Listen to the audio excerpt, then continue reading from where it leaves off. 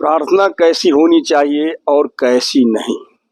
आइए इस समय हम प्रार्थना के विषय में बात करेंगे कि प्रार्थना कैसी होनी चाहिए और कैसी नहीं। मतलब कि आपकी प्रार्थना कैसी होनी चाहिए और कैसी नहीं होनी चाहिए। जहाँ तक देखने में आता है कि हर कोई प्रार्थना करते हैं, अपनी अपनी फरियाद को लेकर परमेश्वर के पास आते हैं और प्रार्थनाओं में कुछ न कुछ मांगते रहते हैं। और हम बात करें मसीह विश्वासियों के लिए, तो मसीह विश्वासियों के लिए प्रार्थना करना एक बहुत बड़े आशीष की बात है। प्रत्येक मसीह विश्वासियों को परमेश्वर से प्रार्थना करनी चाहिए और करते भी हैं। प्रत्येक मसीह विश्वासी परमेश्वर से प्रार्थना करते हैं और लगभग बहुत से लोगों को मालूम है कि प्रार्थना कैसी करनी चाहिए और कैसी नहीं करनी चाहिए। लेकिन अभी भी बहुत मसीह विश्वासियों में पुरानी धारणाएं अभी भी विद्यमान है, जो पुरानी धारणाओं के अनुसार प्रार्थना करते हैं। आइए जानते हैं इस विषय में पवित्र बाइबल हमें क्या कुछ शिक्षा देती है। और हम बता दें प्रियो, प्रार्थना एक ऐसा चीज है जिसमें हमें बहुत से सामर्थ्य प्राप्त होता है, बहुत से आशीषें प्राप्त होती है। और जैसे कि परमेश्वर यहोवा ने यिर्मयाह से कहा कि तू मुझसे प्रार्थना कर और मैं तेरी सुनकर तुझे बड़ी बड़ी और कठिन बातें बताऊंगा जिसे तू अभी नहीं समझता। जी हाँ मेरे प्रिय भाई बहनों, प्रार्थना एक ऐसी शक्ति है जो सचमुच में नियम पूर्वक किया जाए तो प्रार्थनाओं में हमें बहुत सारी बातें मालूम पड़ता है। कठिन कठिन बातें जो हमारे समझ से परे हैं, विचार से परे हैं, ऐसी बातों की जानकारी हमें प्राप्त हो सकती है, क्योंकि प्रार्थना के द्वारा हम परमेश्वर से फेस टू फेस बातें करते हैं। और यदि हमारी प्रार्थना ईमानदारी के साथ बनी रहे तो उस कंडीशन में हमें प्रत्येक प्रार्थनाओं का उत्तर मिल सकता है। प्रार्थनाओं के द्वारा हम अपने बड़े बड़े समस्याओं से भी निजात पा सकते हैं। और प्रार्थना तो हम सब करते हैं, लेकिन सचमुच में प्रार्थना कैसी होनी चाहिए और कैसी नहीं होनी चाहिए, इस बात को भी सोचने की जरूरत है। बहुत से लोग कुछ न कुछ मांगने के लिए प्रार्थना करते रहते हैं। कोई दुख आ गया, कोई तकलीफ आ गया, या कोई कुछ पाना चाहते हैं, प्रत्येक बातों के लिए प्रार्थना करते हैं और अपनी प्रार्थनाओं में उन तमाम समस्याओं को रखते हैं, तमाम बातों को रखते हैं जो उनके लिए जरूरी जान पड़ता है। लेकिन पवित्र बाइबल हमें बताती है कि प्रत्येक बात प्रार्थनाओं से पूरा नहीं हो सकता, उसका कोई कारण है। प्रभु यीशु ने एक बार प्रार्थनाओं के महत्व पर जोर देते हुए उसने कहा था, मांगोगे तो तुम्हें मिलेगा और खटखटाओगे तो तुम्हारे खोला जाएगा और ढूंढोगे तो तुम पाओगे। ऐसे 3 ऑप्शन के बारे में बाइबल हमें बताती है और सही बात है। हमें कुछ चाहिए तो हमें परमेश्वर के आगे बड़ी नम्रता और दीनता के साथ अपनी फरियाद को लेकर परमेश्वर के सन्मुख आनी चाहिए और हमें मांगना चाहिए, क्योंकि मांगना परमेश्वर के आगे हमारे लिए हमारा अधिकार है। जिस तरह से एक बच्चा अपने पिता से कुछ न कुछ मांगते रहता है और मांगने पर उसको दिया जाता है और खटखटाने पर खोला जाएगा। अब हम सब जानते हैं, हम किसी के यहाँ जाते हैं, दरवाजा खटखटाते हैं तो खोला जाता है और ढूंढने में हमारी गुमी हुई चीज भी प्राप्त होता है। तो परमेश्वर भी ऐसे दयालु परमेश्वर है जिसमें हम फरियाद लेकर परमेश्वर के पास जाते हैं और प्रार्थनाओं के माध्यम से हम उससे मांगते हैं तो हमें मिलता है। परमेश्वर के दरवाजा को खटखटाते हैं तो हमें बिना उल्लाहना दिए वो सब कुछ दे सकता है, और हम खोजते हैं तो परमेश्वर हमें मिलता है।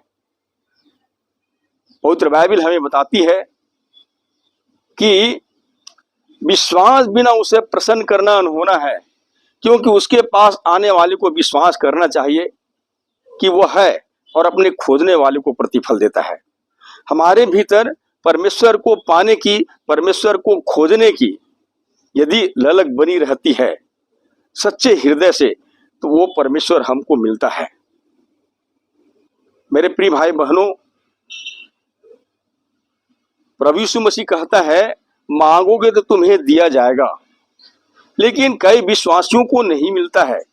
इसका भी कारण है, और मुख्य रूप से 4 कारण है जिसके कारण कुछ मांगने पर नहीं मिलता है। और वो है सबसे पहली कारण कि हम विश्वास के साथ नहीं मांगते हैं।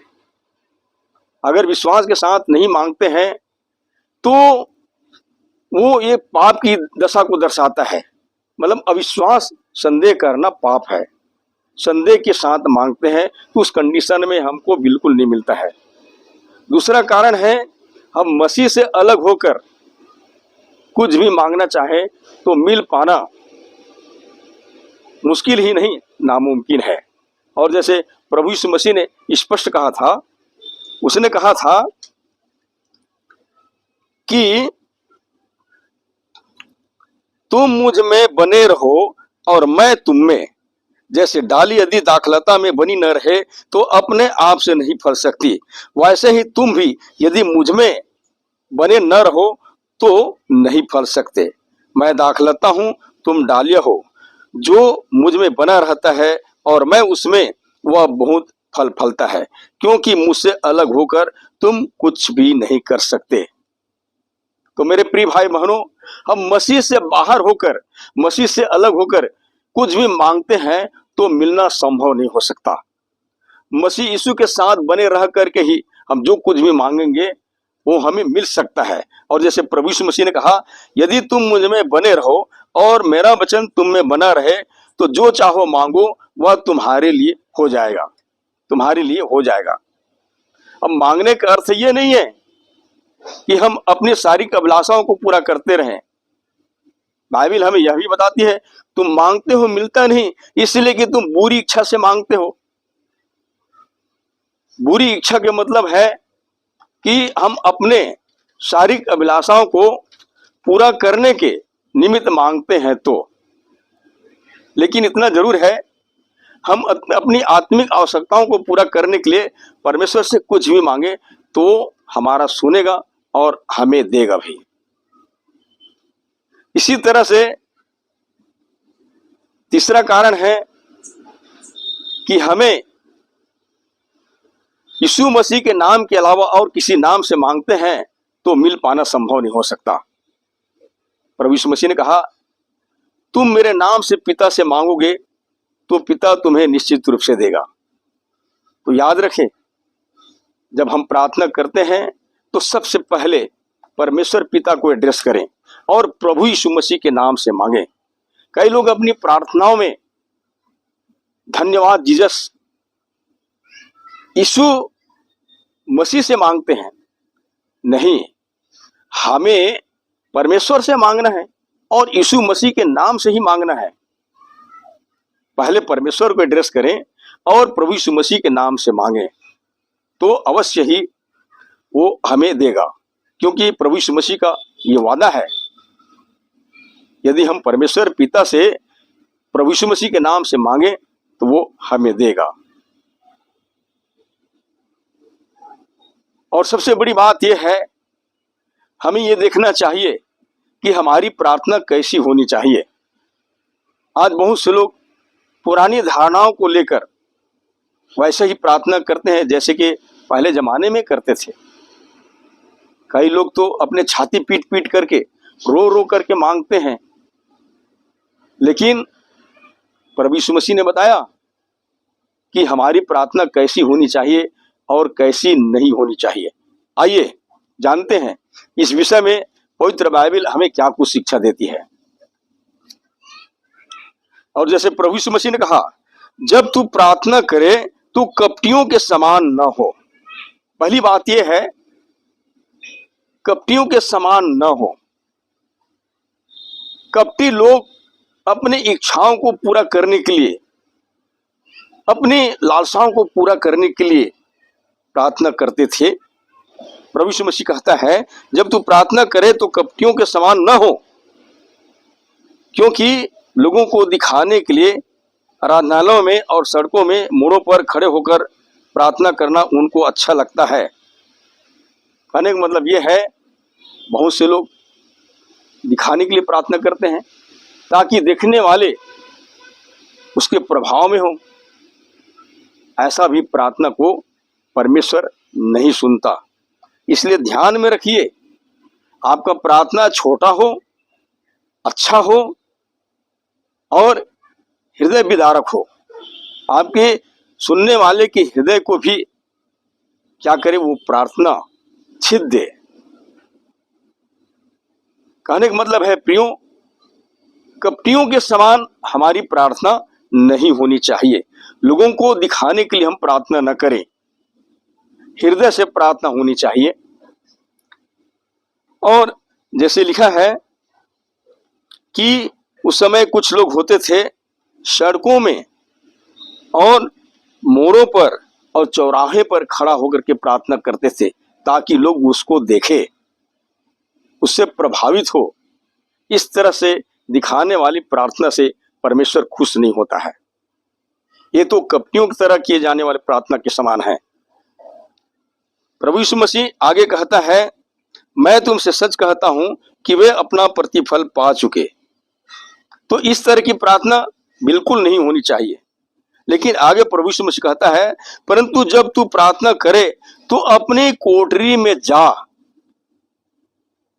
अपनी कोठरी में जा। मतलब कि इस बात का मतलब यह है कि अपने आप को बिल्कुल एकांत में ले जाना और शांत चित्त से, मतलब अपनी इंद्रियों को केंद्रित करके प्रार्थना करनी चाहिए, ताकि हमारी इंद्रियों से और कोई चीज के विषय में लालसाएं मत हो और हमारे मन को वो इंद्री आकर्षित मत करे। उनको केंद्रित करके परमेश्वर से प्रार्थना करनी चाहिए। लिखा है, कोठरी में जा और द्वार बंद करके अपने पिता से जो गुप्त में है प्रार्थना करे। परमेश्वर दिखाई नहीं देता है, लेकिन जब हम प्रार्थना करते हैं तो हम फेस टू फेस उससे बातें करते हैं, बातें कर रहे होते हैं और वो गुप्त में है। यानी कि यदि हमारी प्रार्थनाएं ईमानदारी के साथ होता है तो हमारे मांगने से पहले वो तमाम बातों को जानता है। एक एक शब्द जिसको हम परमेश्वर के आगे उच्चारण करते हैं, एक एक बात को वो जानता है। हमारे पास ही होता है, वो दिखाई नहीं देता है, लेकिन हमें फिर भी से हमारी प्रार्थनाओं का उत्तर देता है, यदि हमारी प्रार्थनाएं उचित और ईमानदारी के साथ हो तो। लिखा है, तब तेरा पिता जो गुप्त में रहता है तुझे प्रतिफल देगा। इस तरह की प्रार्थना होनी चाहिए। और प्रभु यीशु मसीह आगे फिर कहता है कि प्रार्थना कैसी नहीं होनी चाहिए, कैसी नहीं होनी चाहिए। लिखा है, प्रार्थना करते समय अन्य जातियों के समान बक बक न करो। हम देखते हैं बहुत से समाज में जो बक झक की प्रार्थना करते हैं, जो किसी के समझ में नहीं आता है। जिस तरह से हम देखते हैं एलिय्याह के जमाने में जो बाल के पुजारी होते थे वो लोग बड़े जोर शोर के साथ में प्रार्थना करते थे, लेकिन उनकी प्रार्थनाओं का कोई उत्तर नहीं मिलता है, कोई उत्तर नहीं मिलता है। बाइबल में तो हम प्रार्थनाओं के विषय में कई उदाहरण को देखते हैं, जैसे दानियल की प्रार्थना है और इसी तरह से एलिया की प्रार्थना के बारे में देखते हैं। प्रियो, परमेश्वर प्रत्येक मनुष्य की हृदय की आवाज को सुनता है। पवित्र बाइबल हमें बताती है, परमेश्वर यूं कहता है, मैं सबके मन को खोजता हूं और हृदय को जांचता हूं। तो परमेश्वर हृदय को जांचने वाला और मन को खोजने वाला परमेश्वर है। वो जानता है कि हमारे हृदय में मांगने से पहले क्या कुछ चल रहा है। तो प्रियो, मन को केंद्रित करके बिल्कुल एकांत और शांत होकर के हमें परमेश्वर से मांगनी चाहिए। बड़े नम्रता और दीनता के साथ मांगनी चाहिए, एक बालक की तरह मांगनी चाहिए। लेकिन प्रभु यीशु मसीह कहता है, प्रार्थना करते समय अन्य जातियों के समान बक बक न करो, क्योंकि वे समझते हैं कि उसके बहुत बोलने से उसकी सुनी जाएगी। लोग आज भी पुरानी धारणाओं को अपनाते हुए कुछ इस तरह से प्रार्थना करते हैं, बहुत ही ऊंचे ऊंचे शब्द से और बहुत से शब्दों को जोड़ जोड़ करके परमेश्वर से बार बार उन्हीं शब्दों को दोहराते हुए प्रार्थना करते हैं। परमेश्वर बहरा नहीं है कि आपकी बातों को सुन न सके, वो तो हृदय की पुकार को सुनता है। आप हृदय से पुकारिए, परमेश्वर सुनेगा और आपकी प्रार्थनाओं का उत्तर देगा। लेकिन बहुत से बोलने पर यदि हम समझते हैं कि परमेश्वर मेरा सुन लेगा, तो याद रखिए, परमेश्वर मुंह के शब्दों से नहीं परंतु हृदय की पुकार को सुनता है। हमारे हृदय में परमेश्वर के प्रति ललक होनी चाहिए, भूख होनी चाहिए, प्यास होनी चाहिए और तड़प होनी चाहिए। इस तरह के पुकार की प्रतिक्रिया को परमेश्वर सुनता है और हमें तत्काल उसका उत्तर देता है।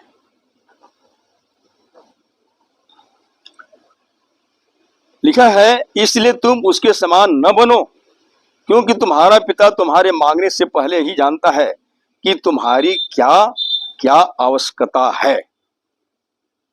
हमारी आवश्यकता को परमेश्वर जानता है। लेकिन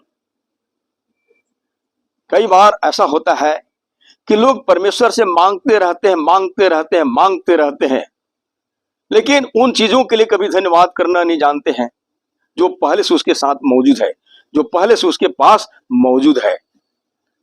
पहली बात तो यह है, हमें प्रत्येक क्षण जीवन के हर एक पल में परमेश्वर का धन्यवाद देनी चाहिए। आज देखा जाए तो प्रत्येक क्षण के जीवन और श्वास को परमेश्वर दे रहा है। इस विषय में हमें परमेश्वर के प्रति कृतज्ञ होनी चाहिए, धन्यवादित होनी चाहिए। इसके बावजूद भी हमें बहुत कुछ मिलता है, फिर भी से उन चीजों के लिए हम परमेश्वर का धन्यवाद नहीं देते हैं। परमेश्वर चूंकि धन्यवाद के बलिदान से प्रसन्न होता है, इसलिए हर बात में परमेश्वर का धन्यवाद दे। वो चाहे दुख की बात हो या सुख की बात हो या आनंद की बात हो या सदमे की बात हो, हर बात में परमेश्वर का धन्यवाद देना कभी नहीं भूलनी चाहिए। और जैसे प्रभु यीशु मसीह कहता है, अतः तुम इस रीति से प्रार्थना किया करो, हे हमारे पिता, तू जो स्वर्ग में है, तेरा नाम पवित्र माना जाए। परमेश्वर स्वर्ग में है और उसके नाम को पवित्र जानना चाहिए। वो स्वर्ग में है और हम पृथ्वी पर है।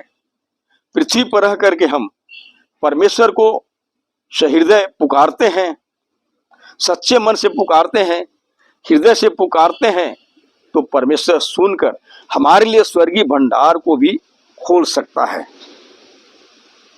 हमें जरूरत से ज्यादा वो दे सकता है, क्योंकि परमेश्वर जब किसी को आशीष देता है तो आशीष से मनुष्य सदा धन्य हो जाता है। इसलिए मेरे प्रिय भाई बहनों, आज जो हमें प्रत्येक क्षण के जीवन मिल रहा है, हमें इसी बात पर कृतज्ञ होनी चाहिए कि परमेश्वर महान है, अद्भुत है, दयालु है और विलंब से कोप करने वाला परमेश्वर है।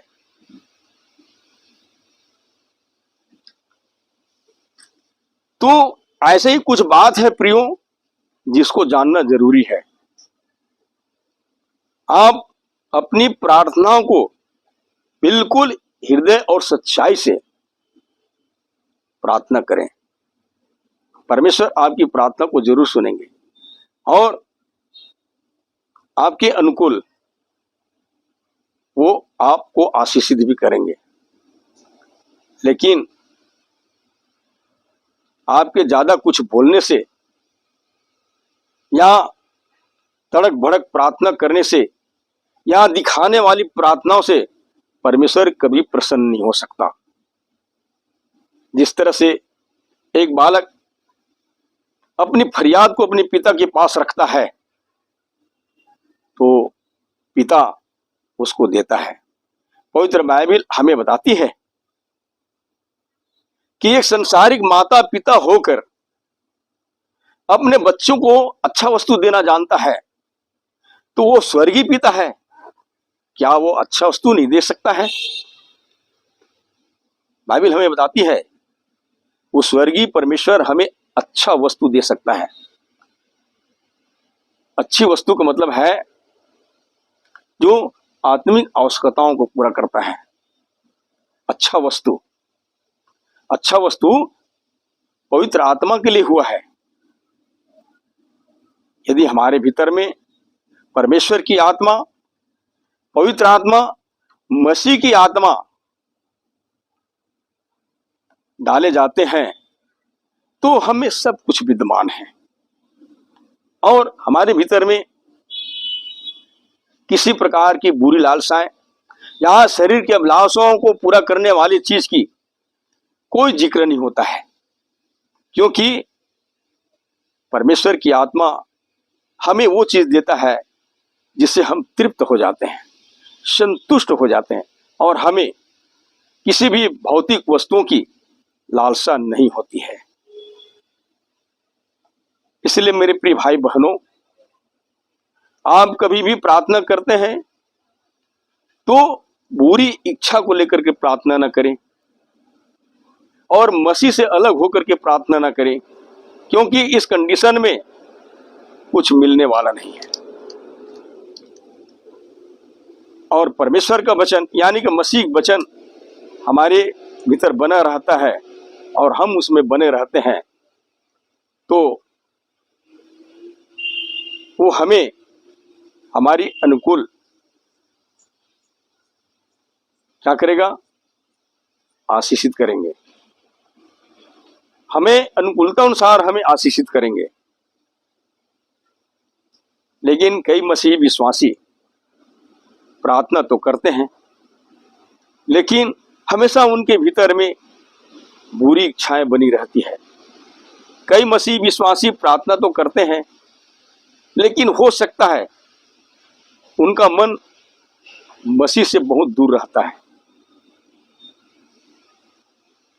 कई मसीह विश्वासी प्रार्थना करते हैं, लेकिन उनके भीतर में संदेह बना रहता है और उस कंडीशन में उसको कुछ भी मिलने वाला नहीं है। इसलिए आपकी प्रार्थना परमेश्वर के ग्रहण योग्य होनी चाहिए, कपटियों के समान नहीं होनी चाहिए और नहीं आप कभी लोगों को दिखाने वाले जैसे प्रार्थना न करें, क्योंकि ऐसी प्रार्थना का उत्तर कभी नहीं मिल सकता। ये काम आपका नहीं है। और जैसे प्रभु यीशु मसीह ने बताया कि अन्य जातियों के समान बक न करो, क्योंकि वे समझते हैं कि उसके बहुत बोलने से उसकी सुनी जाएगी। तो हम और आप इस धोखे में न रहें कि हम बक झक की प्रार्थना करें तो परमेश्वर हमारी सुनेंगे। नहीं, आप जहां कहीं भी हैं, जिस किसी चीज के लिए प्रार्थना करें, तो आप टूटे मन को लेकर परमेश्वर के पास आए, क्योंकि पवित्र शास्त्र का वचन हमें बताती है परमेश्वर टूटे और पिसे हुए मन को तुच्छ नहीं जानती है। बहुत से ऐसे लोगों के बारे में देखा जाता है जो बलहीन है, जो बुद्धिहीन है और टूटे और पिसे हुए मन के हैं। उनकी दुआओं को परमेश्वर बहुतायत से सुनता है और बहुतायत से उनको आशीषित करता है। लेकिन आज हम देखते हैं बहुत से मसीह भाई बहन हैं जो कई प्रकार के समस्याओं से घिरे हुए हैं और वो कितने लोगों से प्रार्थना करवाते हैं। पहली बात तो यह है, यदि आप एक मसीही हैं तो आपको सच्चे मन से परमेश्वर पर विश्वास करके खुद प्रार्थना करनी चाहिए, क्योंकि पवित्र बाइबल हमें बताती है कि श्रापित है वो मनुष्य जो मनुष्य पर भरोसा रखता है, क्योंकि उसका मन यहोवा से भटक गया है। यदि आपका मन ही परमेश्वर से भटक गया है तो क्या किसी की प्रार्थना करने से आपकी सुन ली जाएगी? नहीं। इसलिए आप परमेश्वर पर भरोसा रखें, परमेश्वर पर विश्वास करें और विश्वास के साथ मांगे, क्योंकि पवित्र बाइबल हमें बताती है विश्वास बिना उसे प्रसन्न करना अनहोना है। यदि आपका विश्वास मनुष्य पर है और परमेश्वर पर नहीं है तो इस कंडीशन में आपको कोई प्रतिफल मिलने वाला नहीं है। यदि आप सचमुच में मसीह हैं तो ये मान करके चलिए आप प्रभु यीशु मसीह के साथ संगे वारिस हैं और परमेश्वर के संतान बन चुके हैं। और जिस तरह से कोई संतान अपने पिता से गुहार करता है कोई चीज के लिए, तो उसकी फरमाइश को पिता पूरा करता है। तो इसी तरह से आप एक संतान की भांति, परमेश्वर के संतान की भांति आप परमेश्वर से गुहार करें, अपने फरियाद को लेकर परमेश्वर के आगे घुटना टेके और सबसे पहले आप अपने पाप का अंगीकार करें, क्योंकि बहुत सारी ऐसी बातें हैं जिसके उपस्थिति में हमारी प्रार्थनाएं नहीं सुनी जाती। पवित्र बाइबल हमें बताती है जो अपने पापों को मान लेता है और उसे छोड़ भी देता है तो उस पर दया किया जाएगा, लेकिन जो आदमी अपने अपराधों को मानता नहीं उनका पाप बना रहता है। तो मेरे प्रिय भाई बहनों, यदि हमारे भीतर में कोई ऐसा पाप बना हुआ है तो उस कंडीशन में परमेश्वर हमसे नाखुश है, वो प्रसन्न नहीं हो सकता। उसको प्रसन्न करने के लिए सबसे पहले यह है कि हमारी हृदय बिल्कुल साफ होनी चाहिए, क्योंकि परमेश्वर हृदय की सच्चाई से प्रसन्न होता है। इसलिए याद रखिए, आपकी प्रार्थना कैसी होनी चाहिए और कैसी नहीं होनी चाहिए। और विशेष जानकारी के लिए आप मत्ती रचित सुसमाचार 6 अध्याय को बराबर पढ़िए।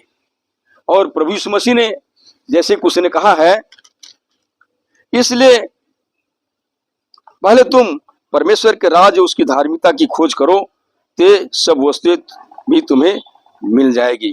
कहने का मतलब यह है, अब हम मसीह बन चुके हैं और परमेश्वर के राज्य में है, यानी कलीसिया में हैं, तो हमें खोज करने की जरूरत नहीं है, ऐसा सोचते हैं। तो ये भी एक निगेटिव सोच है। मतलब इस कंडीशन में हमें परमेश्वर को खोजने की तब भी जरूरत पड़ता है। यानी कि हम मसीह के साथ बने रहकर परमेश्वर को खोजते रहें, परमेश्वर को भाते रहें, परमेश्वर को हृदय से प्रेम करते रहें। पवित्र बाइबल बताती है कि तू अपने सारे मन, सारे बुद्धि, सारे प्राण, सारे शक्ति के साथ उससे प्रेम कर। हम सब कुछ परमेश्वर पर अर्पित कर देते हैं, तो फिर देखना परमेश्वर आपके साथ कैसी भलाई करता है। क्योंकि पवित्र बाइबल हमें बताती है, क्योंकि हम जानते हैं कि परमेश्वर अपने सब प्रेम रखने वालों के साथ सब बातें मिलकर भलाई को उत्पन्न करने वाला है। हमारे साथ कभी अनुचित होने नहीं देगा। परमेश्वर अपने प्रेम करने वाले के साथ सब बातों मिलाकर, सब बातें मिलकर भलाई को उत्पन्न करने वाला, सब बातों में भलाई को उत्पन्न करने वाला है। सब बातों में भलाई को उत्पन्न करता है। वो चाहता है कि हमारी भलाई ही हो। इसीलिए तो हम देखते हैं परमेश्वर ने अपना इकलौता पुत्र को हमारे लिए दे दिया, और जब प्रभु यीशु मसीह को हमारे लिए दे दिया तो उसके साथ में हमें उन तमाम आशीषों को दे दिया है। इसलिए हम निर्बुद्धियों के समान चलने वाले नहीं, परंतु बुद्धिमानों के समान चलने वाले बने। प्रभु यीशु मसीह ने एक बार कहा था, जो मेरी ये बातें सुनकर उन्हें मानता है वह उस बुद्धिमान मनुष्य के समान ठहरेगा जिसने अपना घर चट्टान पर बनाया, और बेबरसा बाढ़ें आई और आंधियां चली और उस घर पर टकराई, फिर भी से वह नहीं गिरा, क्योंकि उसकी नींव चट्टान पर डाली गई थी। चट्टान पर डाली गई थी। जो बुद्धिमान मसीह होते हैं अपना विश्वास चट्टान रूपी यीशु मसीह पर बनाते हैं अपना घर को। तो मेरे प्रिय भाई बहनों, यदि हमारा विश्वास चट्टान रूपी नींव यानी कि मसीह यीशु है उस पर बने रहेगी, तो हमारे जीवन में कैसो भी समस्या आएगी तब भी से हमारा घर न तो उजड़ेगा, न बहेगा और न ही ढाया जाएगा। क्योंकि हमारा विश्वास उस पर मजबूती के साथ बना हुआ है। तो कितनों ही आंधियां आएंगी। आंधियां का मतलब है कुछ पारिवारिक समस्याएं, कुछ सामाजिक समस्याएं और कुछ आर्थिक स्थितियां, ये भी हमको हिला नहीं सकेगी। और जैसे प्रभु यीशु मसीह ने कहा, परंतु जो कोई मेरी बातें सुनकर उन्हें नहीं मानता है वह उस निर्बुद्धि मनुष्य के समान ठहरेगा जिसने अपना घर बालू पर बनाया, और मेघ बरसा, बाढ़ें आई, आंधियां चली और उस घर पर टकराई और वह गिरकर सत्यानाश हो गया। आप देखे होंगे जिस घर की नींव गहराई में नहीं होता है वो घर बहुत जल्दी ढह जाता है। कुछ ऐसे ही लोग होते हैं जो अपना दिमाग, अपना मन, अपना बुद्धि विचार केवल संसार के परंपराओं में लगाए रहते हैं, किस्सा कहानियों में लगाए रहते हैं, व्यर्थ बातों में लगाए रहते हैं। वो लोग ऐसे ही ठहरते हैं। थोड़ी सी सताहट, थोड़ी सी सामाजिक परेशानियां और थोड़े सी पारिवारिक समस्या आने पर वो आत्मिक रूप से गिर जाता है। ऐसे लोग मानो रेत पर घर बनाने वाले व्यक्ति ठहरता है। मेरे प्रिय भाई बहनों,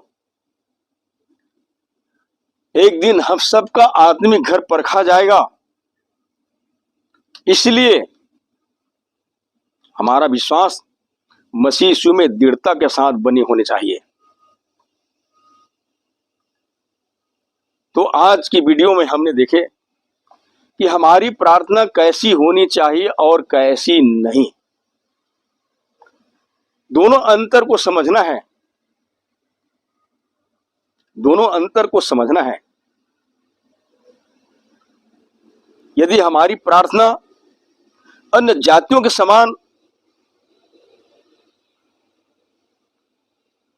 होगा तो उसका कुछ भी प्रतिफल नहीं मिलने वाला है। लेकिन प्रभु यीशु मसीह ने बताया कि हमारी प्रार्थना यदि उचित और परमेश्वर के ग्रहण योग्य ठहरेगा तो सचमुच में हमारी आत्मिक आवश्यकताओं के अनुसार परमेश्वर हमें आशीषित करेगा। बस यही उम्मीद के साथ परमेश्वर आप सबको आशीष दे। धन्यवाद।